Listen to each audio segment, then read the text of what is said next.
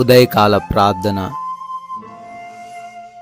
మహోన్నతుడా, మహాశక్తి సంపన్నుడా, మమ్మల్ని అత్యంత మిక్కిలిగా ప్రేమిస్తున్న కాపాడుతున్న మా ప్రియ పరలోకపు తండ్రి, మీకు స్తోత్రాలు, స్తుతులు, వందనాలు చెల్లిస్తున్నాం ప్రభువా. ఎస్ లార్డ్, ఎంతోమంది తండ్రి గడిచిపోయినటువంటి రాత్రిన అయ్యా ఎన్నో సమస్యలు ఎదుర్కొన్నప్పటికీ అయ్యా మీరు మాకు తోడై ఉండి మంచి నిద్ర మాకు దయచేసి అయా రక్షించి కాపాడి ఈ ఉదయకాలాన సజీవులుగా నిలబెట్టుకున్నారు. మాదేదో బలమని, శక్తిని, జ్ఞానం వల్లనే ఈరోజు సజీవంగా లేము నాయనా. కేవలం మీరు మాకు తోడై ఉండుట వలననే మేము సజీవులంగా ఉన్నాం ప్రభువా. ఆ విషయాన్ని గుర్తెరిగి హృదయంలో భద్రపరుచుకొని మీకు లోబడి ఈరోజు జీవించుటకు కృప దయచేయండి.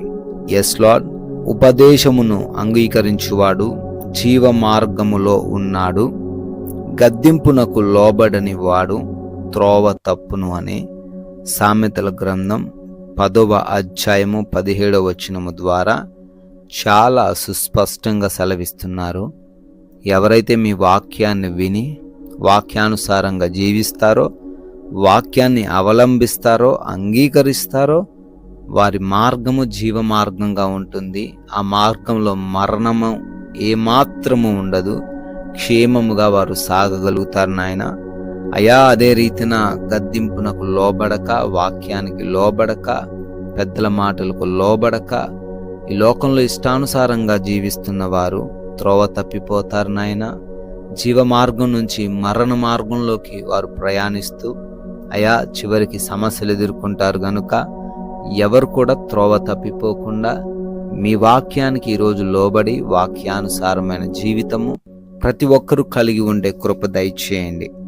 ఈ ఉదయాన్నే లేవగానే ప్రార్థనలో ఎవరైతే బిడ్డలు నమ్మకంతో విశ్వాసంతో ఏకీభవిస్తున్నారో వారందరినీ కూడా ప్రభువా మీరు దీవించండి, ఆశీర్వదించండి నాయనా. వారి తలంపులు, వారి ఆశలు, వారి ఆలోచనలు, వారి ప్రణాళికలు అన్నీ మీరు ఎరిగి ఉన్నారు. మీ చిత్తంలో వాటన్నిటినీ వారి జీవితంలో నెరవేరుస్తూ రమ్మని అడుగుతున్నాం ప్రభువా. తండ్రి, ప్రయాణిస్తున్న మార్గాలను మీ చెంతకు చేరుస్తున్నామయ్యా. మా వాహనాలను మీకు అప్పగిస్తున్నాం తండ్రి. అయ్యా మేము వెళుతున్న ప్రతి ఒక్క ప్రాంతాన్ని మీకు అప్పగిస్తున్నామయ్యా. ప్రతి ఒక్కరికి క్షేమముగా, సురక్షితముగా ప్రయాణించగలిగిన కృప దయచేయండి. మార్గమందు ఏ సమస్యలు రాకుండా సహాయం అనుగ్రహించండి. అపాయం, ప్రమాదం ఏది దరికి చేరకుండా మీ రెక్కల చాటున భద్రపరచండి. అదే రీతిన పనులను కూడా దీవించండి అయ్యా. చేస్తున్నటువంటి ప్రతి విధమైన పనిలో వారికి తండ్రి బహు ఆశీర్వాదాలు కుమ్మరించండి. కావలసినటువంటి యథార్థతను, నమ్మకత్వమును, అయా విశ్వాసమును, బలమును, సామర్థ్యమును మీరే దయచేయండి. ప్రతి ఒక్కరు కూడా అయా తలగానే గాని తోకగా ఉండకుండా ఆశీర్వదించండి ప్రభువా. అయా ఆగిపోయి ఉన్న పనులు కూడా మీ కృప అయితే మరలా పునఃప్రారంభించబడుటకు కృప దయచేయండి. నూతనమైన కార్యముల విషయంలో కూడా సహాయం దయచేసి అయా ఆశీర్వదించండి. ప్రభువ హాస్పిటల్స్కి వెళ్తున్నారు. రిపోర్ట్స్, డెలివరీస్, ఆపరేషన్స్, చెకప్స్ అన్నిట్లో కూడా వారికి అనుకూలంగా పరిస్థితులు మార్చండి ప్రభువ. ఎగ్జామ్స్ రాయబోతున్నారు, ఇంటర్వ్యూస్కి అటెండ్ అవ్వబోతున్నారు, రిజల్ట్స్ కోసం వేచి చూస్తున్నారు. అయినా మీరే వారికి తోడై ఉండండి. జ్ఞానం, వివేచన, జ్ఞాపక శక్తిని వారికి అనుగ్రహించండి ప్రభువ. ప్రాముఖ్యంగా ఈ రోజున గృహములలో ఒంటరిగా ఉంటున్న ఏ బిడ్డ పైన ఏ దుష్టుడు కన్ను పడకుండా ఈరోజంతా భద్రపరచండి నాయన. అయా ఈ రోజున సమాధానకరమైన, నెమ్మదికరమైన, ప్రశాంతమైన జీవితాలు ప్రతి ఒక్కరికి దయచేయండి తండ్రి.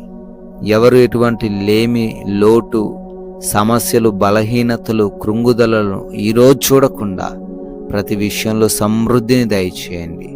ఆర్థికంగా, ఆరోగ్యపరంగా, ఆత్మీయ జీవితంలోనూ వారిని తండ్రి కాపాడండి. అయ్యా, ఈ రోజున మీ నామానికి మహిమకరంగా మా జీవితాలు మార్చండి.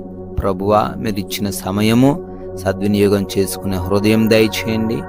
అపవాది మాయలో పడిపోకుండా ఈ లోకములోని అయ్యా వాటి వైపు మేము చూస్తూ అట్రాక్ట్ అయిపోకుండా, పాపులతో సహవాసము చేయకుండా మా సాక్ష్యాన్ని కాపాడుకుంటూ అయ్యా జీవించే కృప దయచేయమని, మీ కృపను బట్టి బర్త్డేలు, యానివర్సరీలు సెలబ్రేట్ చేసుకుంటూ ఉన్న ప్రతి బిడ్డను, ప్రతి కుటుంబాన్ని అయ్యా దీవించండి. ప్రభువా, మేము ఈరోజు నోరు తెరిచి ఒక్కరికైనా సువార్త చెప్పి రాజ్య వ్యాప్తిలో మా వంతులుగా పాలి భాగస్థులయ్యే ధన్యత అనుగ్రహించమని యేసుక్రీస్తు వారి జీవము కలిగిన నామంలో ఈ ప్రార్థనను అడిగి వేడుకొని పొందుకొని ఉన్నాము మా ప్రియ పరలోకపు తండ్రి. Amen, amen.